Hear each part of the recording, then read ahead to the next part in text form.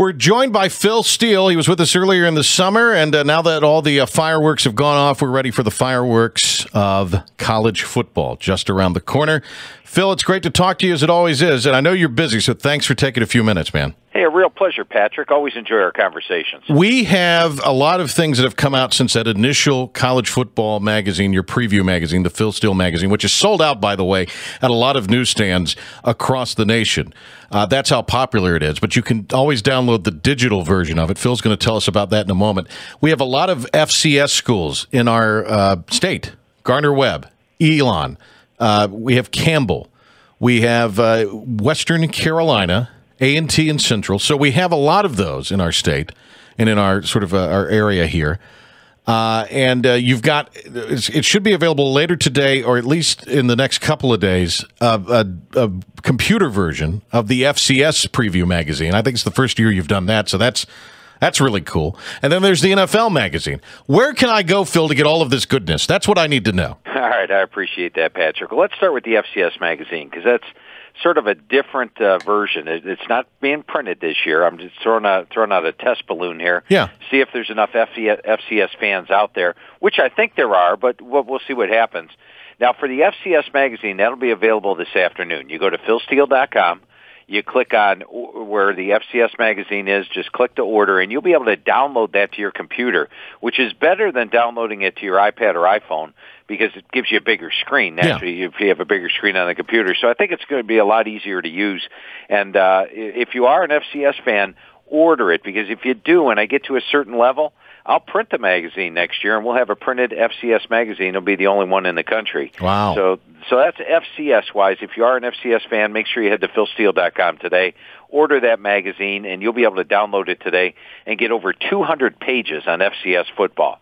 Now, the college magazine and the NFL magazine are much the same as far as how to get those. You can download those right now to your iPad or iPhone through iTunes, and you can also put it on your Android device through Google Play. So a couple easy options, and it's easy to use there. And the magazines, as you mentioned, Patrick, sold out in a lot of areas. Yeah. If you like the hard copy in your hands, I do have hard copies of both the college and the pro available.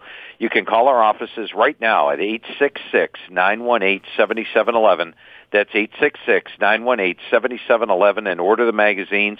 If you order them both at the same time, it saves on shipping. You only pay one shipping cost, so that's a nice advantage to have. And you can also go to philsteele.com. That's S-T-E-E-L-E, philsteele.com. And once again, when you go there to get the FCS magazine, you'll see the college and the pro, and you can order it right there. So there's a lot of different ways to get the magazines, but each of the magazines has got more information than any other magazine of its kind.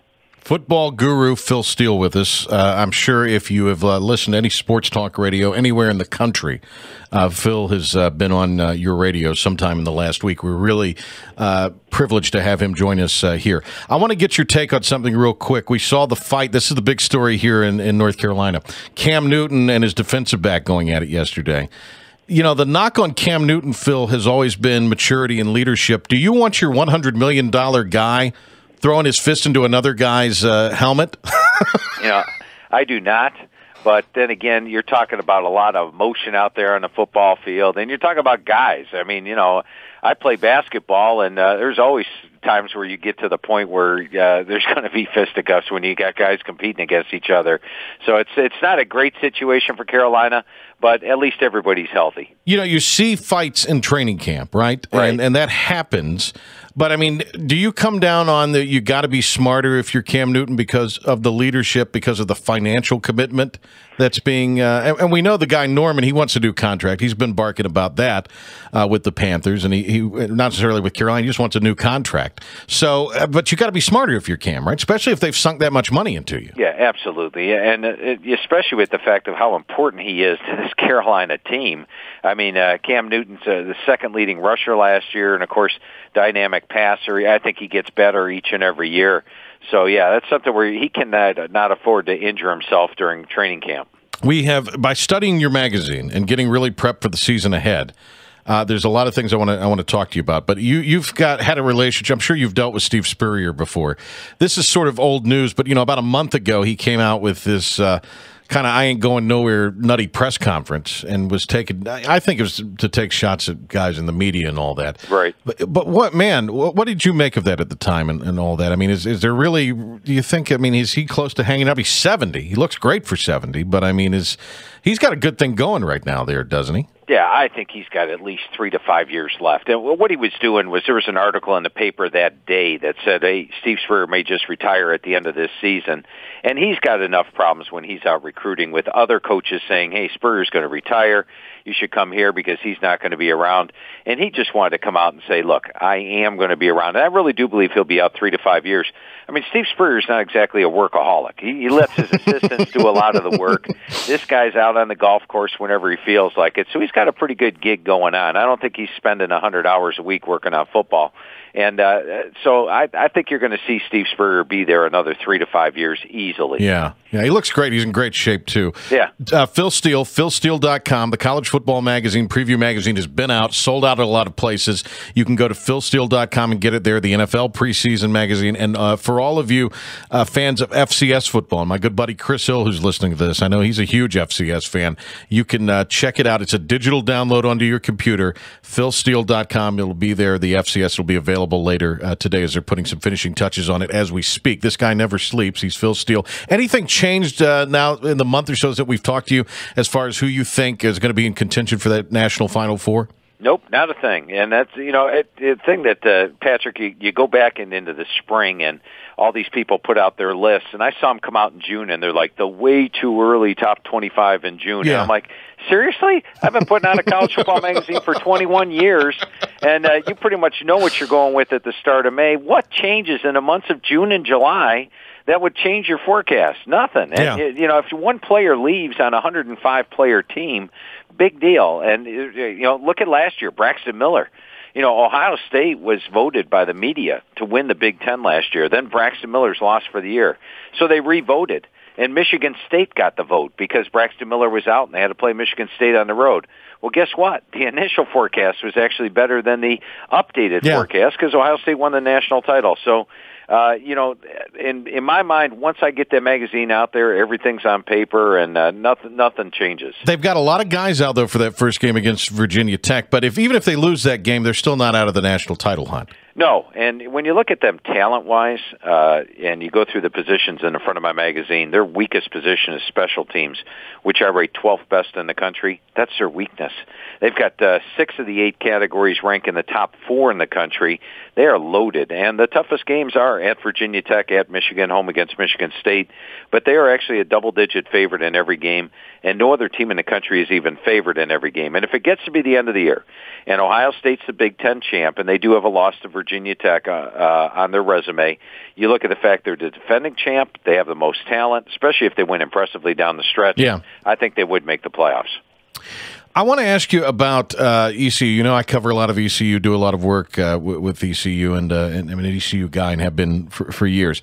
You look at their game, they got some tough games. They got to go to Florida. I don't think this Towson thing is going to be a rollover, especially with the new quarter. I know you're really big on what they have in the backfield and what they have along the offensive line and along the defensive front. But I think from a national big picture perspective, this series, and particularly this game with BYU, could be real intriguing, could it not? Yeah, it definitely is. And when you look at it, I think it's a good situation for BYU, actually, because East Carolina is going to be playing their 4th road game in 5 weeks, traveling out and playing in altitude, which is rare for East Carolina. They rarely play in altitude. And BYU will have had an extra day to prepare coming off a Friday game against Connecticut. They'll be the 2nd straight week in the altitude. So I think they're going to be fired up. It's just going to be their 3rd home game of the season. They'll be coming off a hellacious September where they play Nebraska, UCLA, Michigan, and Boise State. So they're going to need wins, and they'll have already played some top-notch opponents. So I think that's a very dangerous game for East Carolina right there. Yeah, but you love what they present potentially and what Coach Ruff's done there recruiting. I think East Carolina is a way under the radar team because the average fan's going to look at East Carolina this year, and they're going to see that this team was 8-5 last season, and they lose Shane Carden and they lose Justin Hardy, and they only have 11 returning starters. And East Carolina I think it's generally picked third or fourth in their division. They were picked fourth by, I think, the media guys the other week. Media. Yeah. And that's where I figured they would be slotted. But when I look at East Carolina, I see a team that was much better than its final record would indicate last year. In their 5 losses last year, they actually out-first down those teams 145 to 103. And despite being 5-3 in conference play, they were plus 134 yards per game.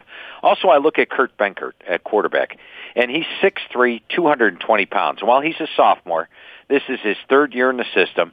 He's a smart kid. He's a gym rat. He can make all the throws. He's got decent mobility, about 4.72 speed, and he's a good leader. So I think he's going to come in and be one of the nation's top passers in his first year. And defensively, there's players like Terrell Stanley up front. Mm-hmm. He's a guy that, of course, missed last year. He's back. They got Bigger and Overton at linebacker, so they're in pretty good shape there. And the schedule, they do have to play UCF on the road, BYU on the road, Virginia Tech, at Florida, at Navy. Schedule's not easy, but I think this East Carolina team could actually improve upon last year's record with the fact that they were better than their record last year, and I think the pieces they have coming back are pretty good.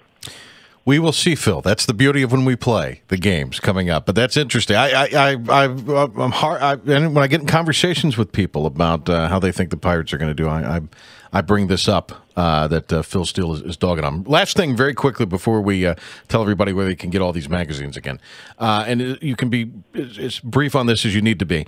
Are you where ACC? Nothing's changed for you. Are you big on Clemson? Do you agree with the media pick? Clemson's going to win this thing, or is it Georgia Tech, Florida State? Who do you think?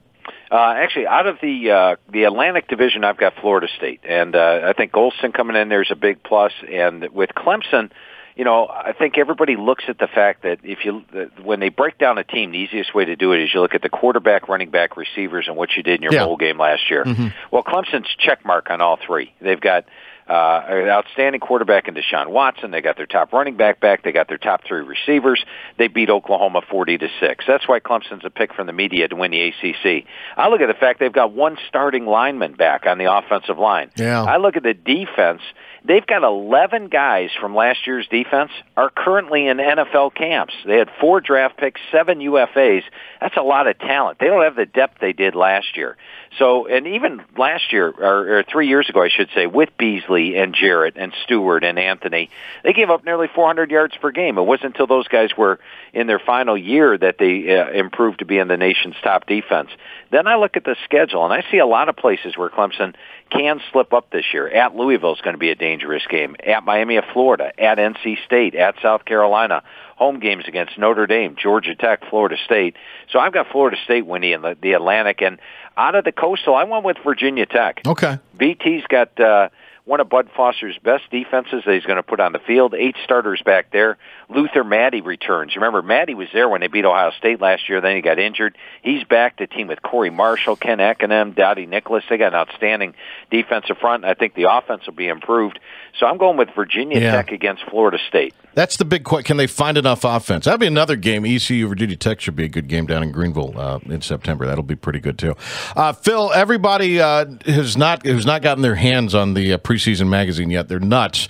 But if they want to get it, what's the best way to do that? Where can they go to get all the magazines? Well, I really appreciate that, Patrick. The magazine is available at Barnes & Noble, Books A Million, CVS, Target, Walgreens, Publix. But as you mentioned, it is sold out this time of year in most places. So you can contact our offices right now and order at 866-918-7711. That's 866-918-7711. And if you order the Pro magazine at the same time, you get both of them for the same shipping cost because they could both fit in the envelope. So order the College and the Pro right now together. You can go to philsteele.com and do the same thing. That's STEELE.com. You can download both of the College and the Pro to your iPad or iPhone through iTunes, to your Android device through Google Play.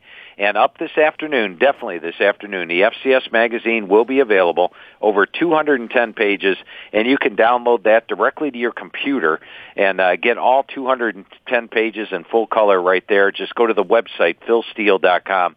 And finally, follow me on Twitter, at Phil Steele 042. That's at Phil Steele 042. That's right. I forgot about it. You're the greatest follow on Twitter of all time because everybody's following this guy. All the experts follow him. So that's where everybody gets their info from. We all cheat off of Phil's paper, pretty much. Phil, great to talk to you, man. I do appreciate it. Hey, a lot of fun today, Patrick, and I look forward to hooking up with you during the course of the season on Saturdays.